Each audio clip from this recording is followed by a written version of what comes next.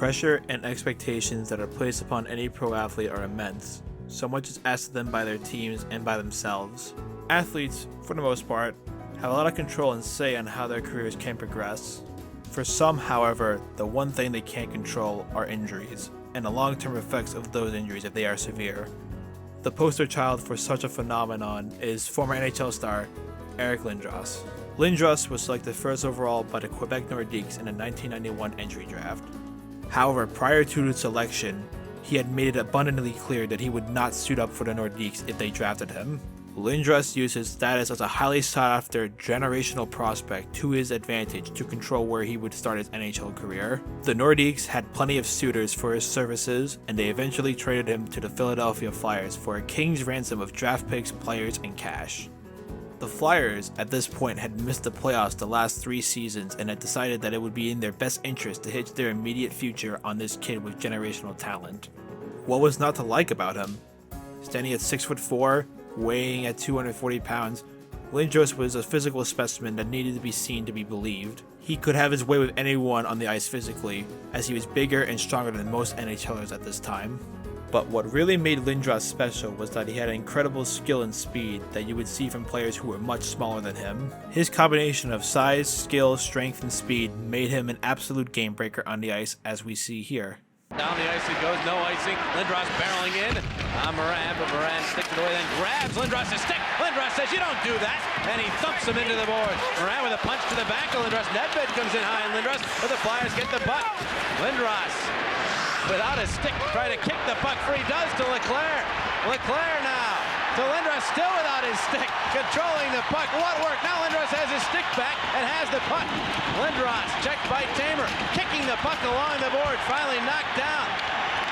Lindros continues to work from his knees. What strength by Lindros. Tamer just can't get him off the puck. And Tamer's a big, strong guy. Or Brospel. Lindros is in the slot. Brospel moves in. There's Lindros. He scores! Oh, Brospel spotted him, and Lindros whipped it home. Power play goal, 4-1 Philadelphia.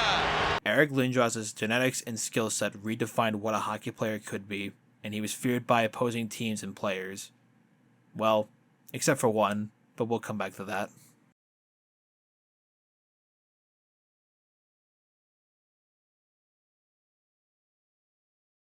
I've only been in Philadelphia a short period of time, but I've already been to all the right places. Like Showcase stores. At Showcase, I can dress in all my favorite team outfits. They have the best selection of authentic and replica sports team apparel. The best. This kind of stuff. Hey boys, easy. Waited a long time to put this jersey on. Showcase. Lindros had lived up to the very high expectations that were thrusted upon him. In his first 4 seasons from 1992 to 1996, he played 245 games, put up 161 goals and 196 assists, making it a total of 357 points. He averaged 1.46 points per game in that 4-year span, only trailing Mario Lemieux, who was on an island with his 2.36 points per game. Holy In that stretch, Lindros would be named Flyers team captain. He would go on to capture the Hart Trophy as league MVP as chosen by the hockey writers, and the Lester B. Pearson Award, the award for most outstanding player voted on by the NHL players. In the lockout-shortened 1994-95 season, where he recorded 70 points in 46 games played, he accomplished this at the ripe age of 21. The Lindros era in Philadelphia would peak in 1997 when the Flyers reached the Stanley Cup final in dominant fashion. However, they ended up being no match for the Detroit Red Wings, who swept them in 4 games. A very disappointing result for the then 23-year-old Lindros and his team for sure, but there was hope that they would be back. But no sooner had things started to look up, everything would take a dramatic turn.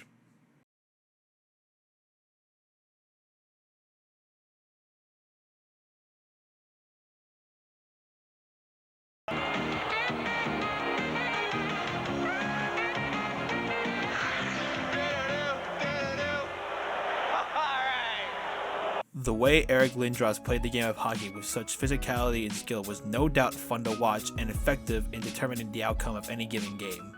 But if you're going to play that style of hockey, you are undoubtedly going to deal with a plethora of nagging injuries that will keep you out of games. Flyers GM and team icon Bobby Clarke would question Lindros' toughness, with him missing as many games as he did. By this point in Lindros' career, he had sustained injuries that would keep him out of games, but nothing that would seriously harm his long-term health. That is, until he suffered his first concussion. First of many, many concussions. Eric was no stranger to the term concussion, as his younger brother Brett had his NHL career cut short due to a series of concussions he sustained in his hockey career. While he may have had first-hand knowledge about the severity of concussions, having the knowledge is one thing, but what good is it if you have bad habits? Eric Lindros had a bad habit of skating with his head down when he had the puck. Every young player is taught to look up when they are carrying the puck, to a point where it is an instinct reaction, to look up ice to see if there's any play to be made, but more importantly, to look out and protect yourself from any incoming players who are looking to hit you. In Lindros' case, he was so much bigger than everyone else that it was hard to catch him with a big hit. That was until March 7th, 1998, when Pittsburgh Penguins defenseman Darius Kasparaitis gave Lindros a big hit by the boards. He would suffer a concussion as a result, but the Flyers, like many sports teams at the time, knew so little about concussions that they initially sent poor Eric Lindros to a migraine specialist. He would miss 18 games. As bad as that display of incompetence was by the Flyers and their training staff, that would be child's play compared to what would happen the following season. And this is when the feud between Lindros and the Flyers would start to get really testy.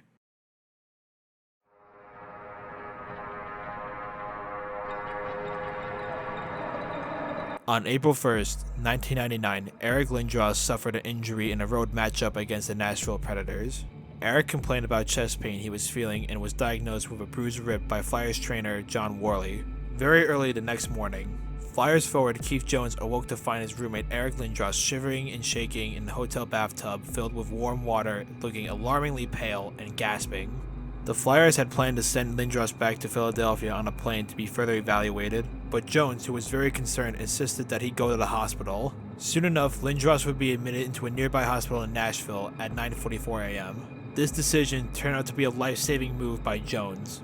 Lindros, as it turned out, was suffering from a collapsed lung that was caused by internal bleeding of his chest wall. Nearly 3 quarts of blood filled the space where his lung had collapsed. That was nearly half the blood volume in his body. The doctors in the Nashville hospital were appalled by the fact the team was planning to send him home on a plane in the condition he was in. A decision that could have very well been fatal for Eric, being in a pressurized compartment with a collapsed lung. This event did not sit well at all with Eric's father and agent, Carl. He and his wife accused Bobby Clarke and the Flyers of wanting to kill their son. The relationship between Lindros and the Flyers was deteriorating as he would end up missing the rest of the 1998-99 season, leading to the most tumultuous season for Eric Lindros' health.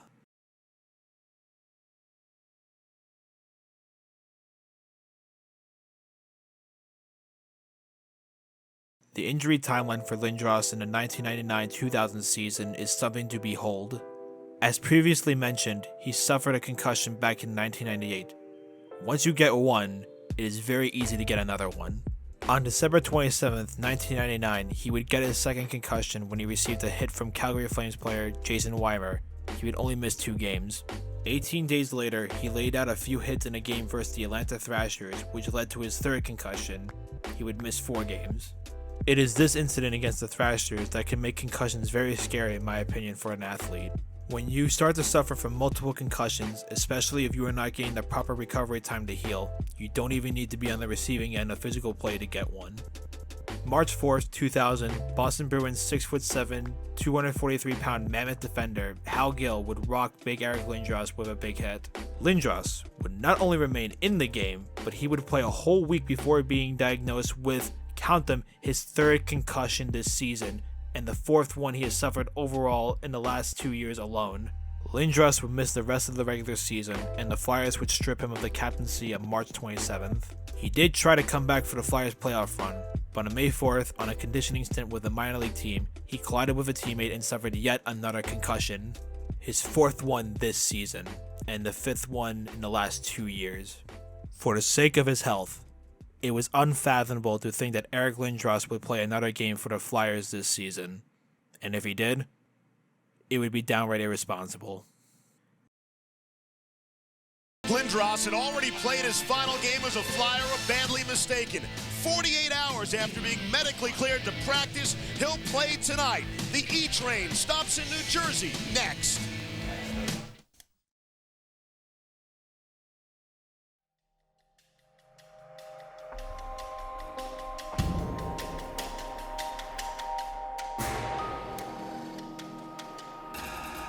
In the midst of a highly contested Eastern Conference final, the Flyers needed a spark on offense and turned to Eric Lindros to help close out the series in Game 6 against their hated rivals, the New Jersey Devils, who were captained by their 6'2", 215-pound anchor on defense and the destroyer of worlds, Scott Stevens. Stevens and Lindros have had plenty of battles on the ice over the years. They were two big players who play the game very hard, and being that the teams that they played for were big rivals, this naturally led to very contentious play against one another. In such a highly contested series with a trip to the Stanley Cup final on the line, these two would no doubt have a huge impact on the series one way or another. Lindros, to his credit, looked good in his return. He was throwing his body around and he was making plays. In the dying seconds of the second period, tied at 0, Lindros missed out on scoring the game's first goal by literally half a second as time expired just as he cashed in a rebound opportunity in close. You couldn't have asked for a better pick-me-up than that if you were Eric Lindros, to score a big goal in the closing moments of a period to grab momentum, but alas, it wasn't meant to be. A brutal break for the E-Train and the Flyers. The Devils would take a 2-0 lead late in the third period, but with 30 seconds left, Eric Lindros gave the Flyers life with an absolute snipe of a shot to cut the lead to 2-1. But much like the second period, there was just simply not enough time in the third as the Devils held on to force a Game 7. It seemed like there was nothing to worry about with Lindros. He looked good in his return in spite of the adversity he has faced all season. He was determined to make things right on the ice and to help the Flyers reach the finals. Winning can help to ease tensions after all. But as we've already seen, one can't help but think all it takes is one hit for everything to go wrong.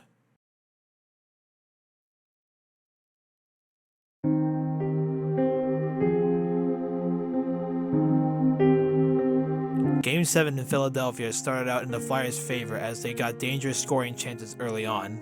But after Keith Jones takes a senseless roughing penalty, and I mean senseless, there is no reason to take this penalty here if you're Keith Jones.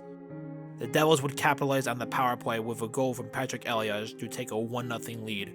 For Niedermeyer. Okay, he's bumped. Niedermeyer trying to get out of his own. Well, here we are. Just over a minute later in the game, Eric Lindros finds the loose puck here in the neutral zone, and he's about to take it up the ice with speed towards the Devils' zone. Yes, it is only 1-0 barely halfway through the first period, but considering that the Devils are going to be more than content with sitting back in their strong defensive structure, the neutral zone trap, a defensive structure that they have really pioneered over the years, the Flyers' chances of getting a single goal were very much in doubt. So this is a big moment here for Lindros that has so many layers to it. This is a chance to make his journey that he has been on all season, and honestly, his whole career to this point, all worth it. He has a chance to potentially make things right with the Flyers organization. With all the turmoil and controversy between all parties involved, a Flyers comeback here in Game 7 can ease all tension. But at its most basic and more immediate level, it is a chance for Eric Lindros to put the Flyers on his back in a big spot on the counterattack. Right here and right now. Turnover at center. Here's 88. Lindros makes the move, and Lindros is hammered down to the ice by Scott Stevens.